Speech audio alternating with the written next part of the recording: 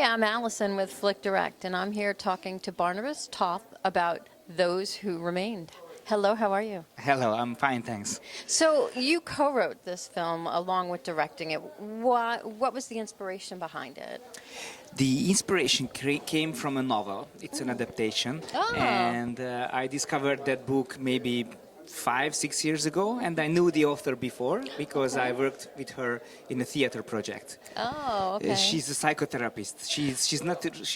That's her only fictional book. Oh. So I found that so rich material, the characters and the dialogue, and it's so this perspective on the Holocaust, but through the eyes of people who came back, you know, and how to heal from this trauma. So I found it's very rich for adaptation. It absolutely is. Now, what's interesting is, though, even though this kind of centers around the Holocaust and those that survived the Holocaust, it really could be about anybody who survives a traumatic experience and almost has that survivor guilt a little bit, I think. Yeah, I think this movie have this universal aspect in it. Like it could be, as you said, it could be like an accident or illness or any kind of loss. And when this movie premiered in Telluride and last September, and there was a young man coming to us with our distributor Neil Friedman. He came to us and he was talking about his post-war trauma because he was serving in Iraq. He was a young man, but he spent years in Iraq, and he said that his soul was kind of almost destroyed during those years, and this movie kind of helped him. I don't say, you know, it would be too big to say like healing him, but it said that's just what he needed for those 1 hour and a half. It in a sense, somebody else experienced what he himself was feeling, so he didn't feel so alone necessarily. Yes, I think that the secret is this absolute need for human interaction to cope with loss or trauma, and that's what this doctor, that middle-aged doctor who comes back from the camps and having lost his wife and 2 children, and when he meets this teenage girl who lost her parents, still denying though. Yes. She's expecting her parents to come back, but obviously they never will. So it's like they find something in each other, and slowly through this complex and beautiful relationship, all kinds of love, they just get better, and they will be able to continue living on. Yeah, let's talk about these characters and the actors because they were phenomenal. Was it difficult for them to interact together, to grasp the material, or did you find it easy working with them?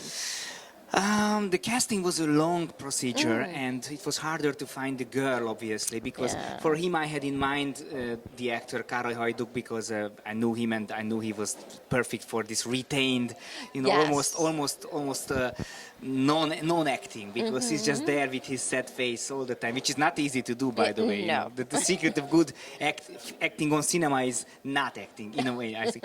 But for her, she's much more diverse, because as it is said in the movie, Klara's character can be anything between 5 and 70. So at one point she's a young girl, at one point she's a mature wife, and then it's an old lady. So it's like finding Szőke Abigail, who plays her, was a challenge, but we found her, and then I immediately saw that there was something between them, like this as you call chemistry or something. Like they were very good together on camera. By the way, that's not their first appearance together on screen.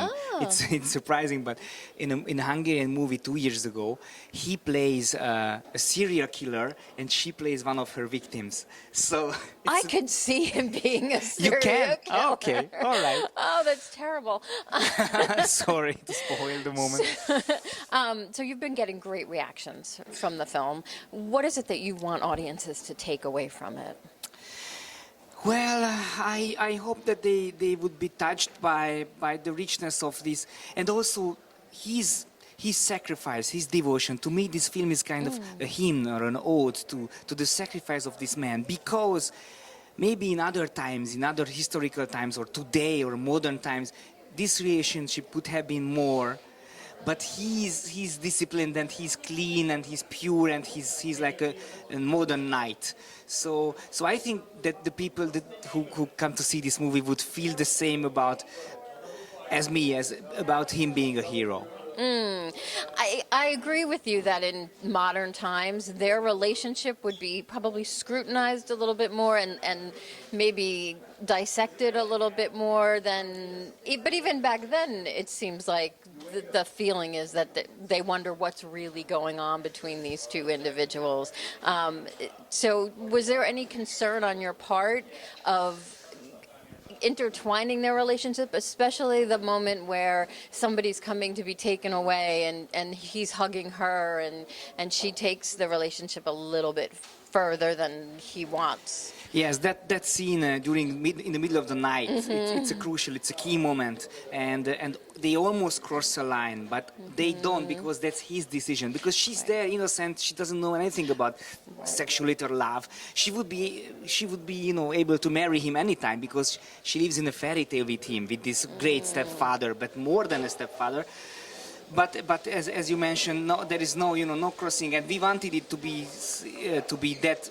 Not to be Lolita type at all, right. at all. Especially, because that would ruin the movie and his character. I started always take, the first step is what would he do? What would the character do? And this doctor is so nice and so, polite. He's a gentleman. No. Yeah, and at the end, you kind of see that they are moving on, but not completely. Like he's still, he almost mourns the loss of her innocence and being her stepfather in a sense. I kind of got the feeling as she is looking to move on with this other young man. Did you feel that was the way you wanted to go with that, or did it just come naturally? Well, there is a very complex scene at the end when they kind of, I don't say they say goodbye, because he will remain like a weekend stepfather or weekend grandfather to her, but I think his loss, seeing her ex everything, because she meant everything to him, because they are like therapists to each other, because they left the same thing, they lived the same thing. So seeing her with the new boyfriend, and it's like it's all kind of pain in his heart, all kind of pain. It's complex. Yes, absolutely. I really loved the film. I liked the aspect that you were showing a different side of the Holocaust in a sense. Again, it could be any trauma, but so many times the Holocaust is about those who passed away and being in the camps, and this is really, again, those who remain. I wanted to focus on the positive and the good sides of human nature, because, as you said, the evil has been shown so many times. We've seen there are we've seen all these images of the trains, the camps. Yes. But there were many people who came back or who survived in the ghettos with enormous, unhealable wounds. But there is always, like a second life, a chance to continue.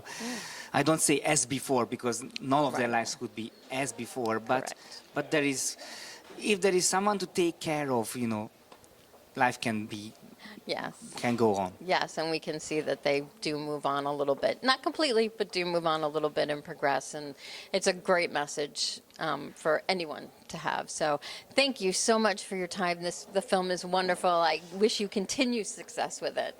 Thanks very much. Thank you.